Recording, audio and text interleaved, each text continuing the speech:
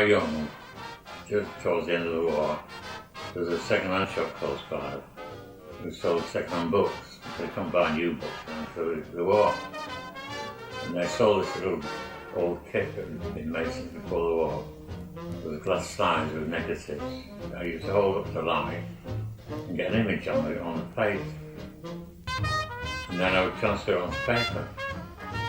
I started doing photography. I started reading all the books on photography. I was so interested in lighting though from reading these books that the lighting led me on to doing more things towards theatre.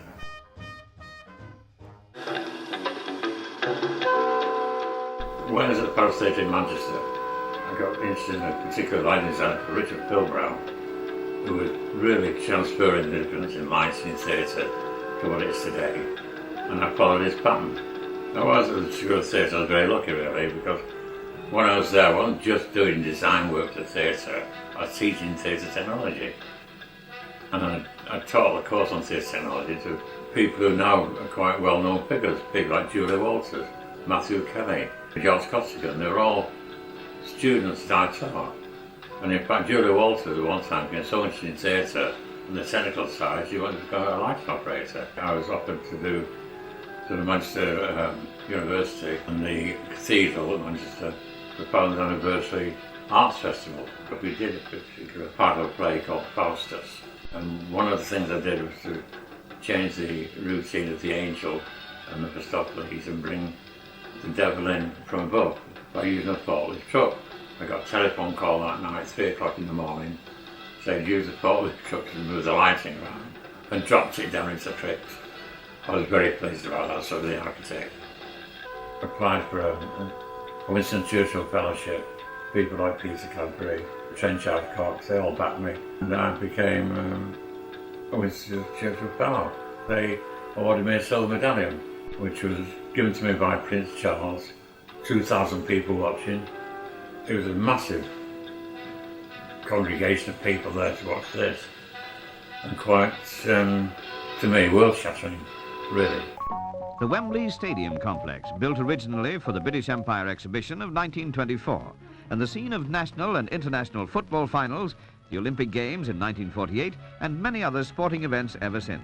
Wembley Conference Centre was the very first purpose-built conference centre in the country. And it was quite a big project, and I'm sure you'll read about it somewhere. They wanted my knowledge on the technical side. So I advised all the technical side, met with the architect, got involved in the design of all the sound and lighting. Once we opened the conference centre, we did many things. We did the Eurovision Song Contest, we did 3 BAFTA awards. Probably the biggest thing there was meeting Audrey Hepburn, who was a huge star. She came to ask me something, and I have to say, the funniest thing I saw was her feet. You know, she had the biggest feet I've seen on her, such a petite. She's not so petite, she's quite a tall girl, but she's been known as Elfin. One of the biggest problems I had with Wembley was during the sound system. And I tried to explain to the guy who was their project manager, it wasn't good enough. I had to have special sound equipment, designed sound decks. So in order to try and prove the point, I said, look, there's an artist appearing at the Albert Hall. Let's go and watch her and you'll see how the sound is done. By a major coincidence, during the evening, a sound went off. And she stopped the show and complained bitterly about the sound. And the name of the singer was Shirley Bassey. Believe me, I couldn't have asked for anybody better to prove my point. I did the design for the control board, and we put it out to tender, and it was done. When people ask me what advice I give, I say, oh, follow your dream. That's the answer, follow your dream and do it. I'm very happy with my family. You know, hopefully my family, they put up with me. But what Granddad's not put up with me. We are happy with you. There you go. Yeah. How many people can say that? How many people can say they were the biggest stars in the world and enjoyed their lives? And I wouldn't have any other way.